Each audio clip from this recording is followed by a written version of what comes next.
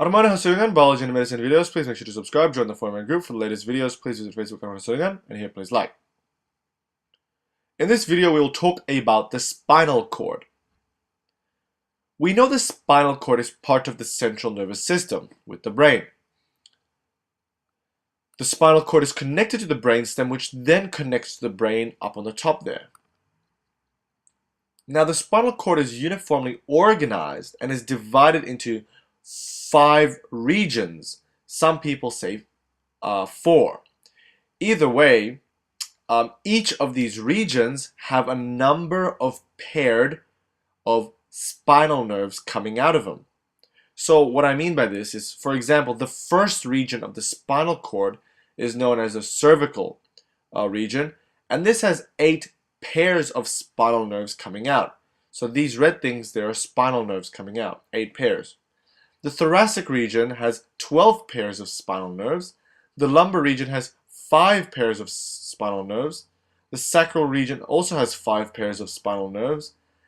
And there's another region where we have 1 pair of spinal nerves. These nerves are known as the coccygeal nerves because they're sort of close to the spine of the spine.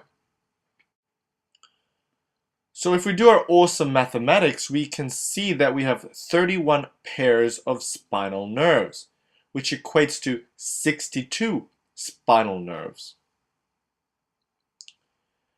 So each of these regions of the spinal cord, each of these 5 regions of the spinal cord are actually different in shape. So if we were to take a cross section of the cervical region here, it would look something like this. But before we continue on, the person I draw on the right, we are looking at him from a posterior view. We're looking at his spinal cord from a posterior view, from the back. But the cross sections of the spinal cord I am drawing, we're looking at it from an anterior view. So please know that the cross sections I'm drawing of the spinal cord now, we're looking at it from an anterior view. So anyway, this is what a cervical region of the spinal cord would look like. And here we have a pair of spinal nerves attaching to this spinal cord. The spinal nerve consists of a ventral root, the front root, and a dorsal root, the back root, which connects to the spinal cord. The spinal cord itself consists of a gray matter in the middle and white matter surrounding it. The hole in the center is known as the central canal, which contains cerebrospinal fluid, which helps in nourishing the nervous tissue. And we should know what the gray and white matter is because that was taught in the previous neurology videos. Now, if we were to compare the cervical region of the spinal cord to the thoracic region of the spinal cord, the thoracic region would look much rounder in shape. And remember, we're looking at it from an anterior view. And the lumbar region, on the other hand, looks a bit like more of a pyramid shape. Not only that, but the lumbar region of the spinal cord has a much thicker gray matter compared to the other regions. So as you can see, the regions of the spinal cord are all different in shape and all have different thickness of the gray matter, for example. But all of these regions contain spinal nerves. So let's just learn a bit more about the spinal nerves and about its anatomy. The spinal nerves, which connect to the spinal cord, is part of the peripheral nervous system, you can say, because it carries information between the central nervous system and the periphery, because it brings information to the central nervous system, to the spinal cord, and also takes information from the central nervous system, from the spinal cord. So let's just zoom into the spinal nerve here to learn a bit more about the anatomy. So here we have the spinal nerve. The nerve is surrounded by a membrane known as an epineuroneum.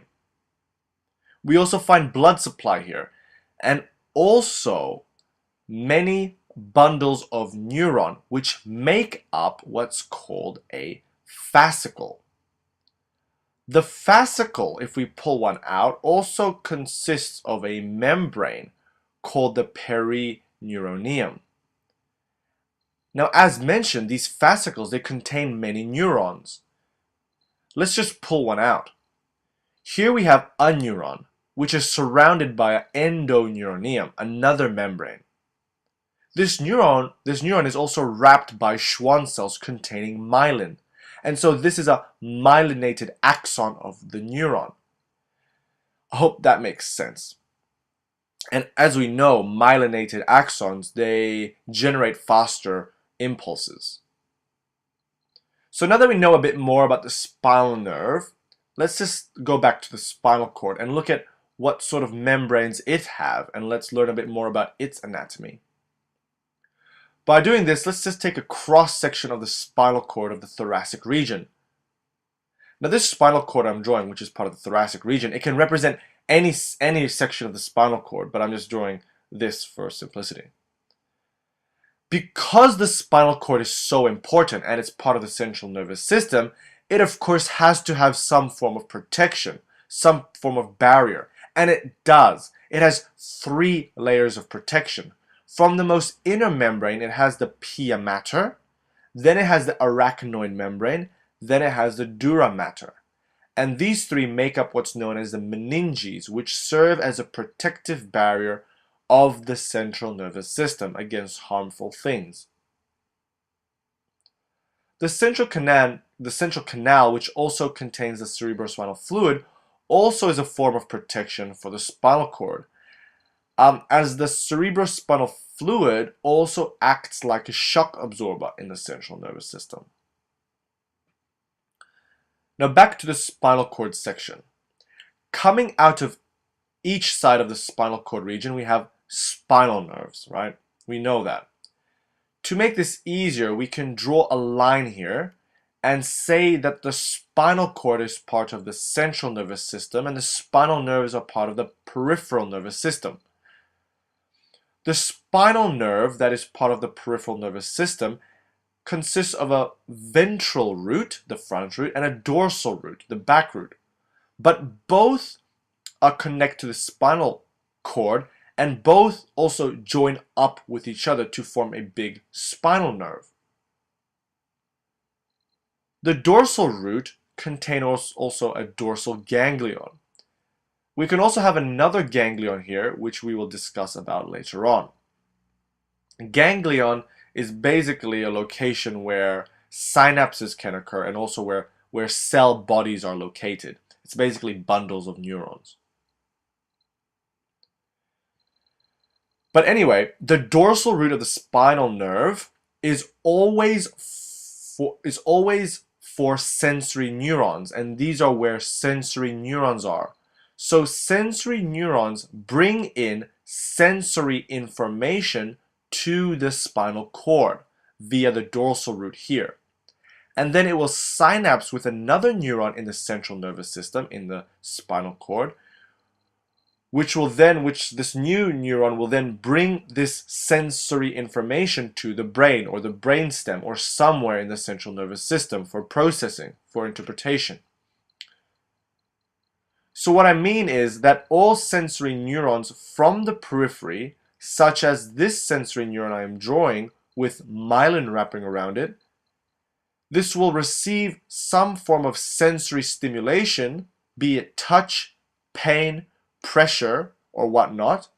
This will bring this sensory information to the central nervous system through the dorsal root of the spinal nerve.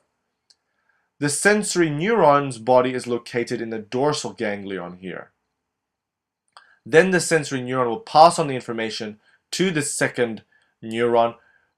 The second neuron will then bring this sensory information to the brain or brainstem for processing, for realizing that there is some sensory information coming to the body.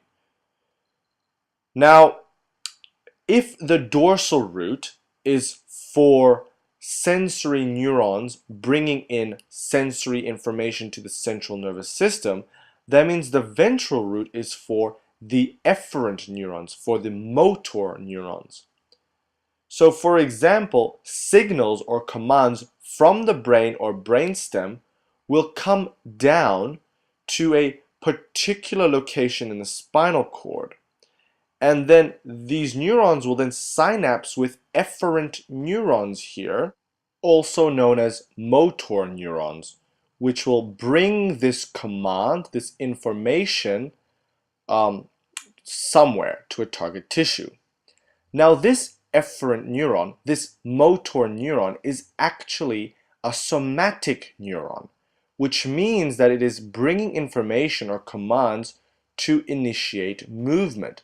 So it's going to bring information commands to skeletal muscle for contraction, for example. And this neuron, therefore, is voluntary because we can control movement. It is a somatic neuron. However, there is another type of neuron, another type of efferent neuron that can bring information out of the central nervous system. This neuron will, in red, will actually stop over in this ganglion and synapse with another efferent neuron. This efferent neuron is, or motor neuron, is known as an autonomic neuron because it is part of the autonomic nervous system. It is controlled involuntary. It will bring information or bring commands from the central nervous system to tissues, target cells and tissues such as cardiac muscle cells, smooth muscle cells, and certain glands, or all glands, because we have no control over these types of cells. Now let's just look at it as a summary. We have the central nervous system, where we have the spinal cord. And within the spinal cord, we have neurons that carry sensory information and also carry commands within the spinal cord. Then we have the peripheral nervous system, which consists of two types of neurons. We have the sensory neurons and we have the efferent neurons, also known as the motor neurons. The sensory neurons bring information to the central nervous system, whereas the efferent neurons take information from the central nervous system to a target cell, to a target tissue, to the periphery. So here we're looking at the efferent neurons. So commands or information from the central nervous system will travel via efferent neurons. Efferent neurons can be either somatic, meaning that they are voluntary, or autonomic, meaning that they're involuntary. And this all depends on what type of target tissue or cell it's going to. So I hope you enjoyed this video. It's only an introduction to the spinal cord. I'll have another video that will go into sort of a bit more detail, and it might be even easier than this one. So look forward to that. And I'll probably provide a link. Thank you for watching.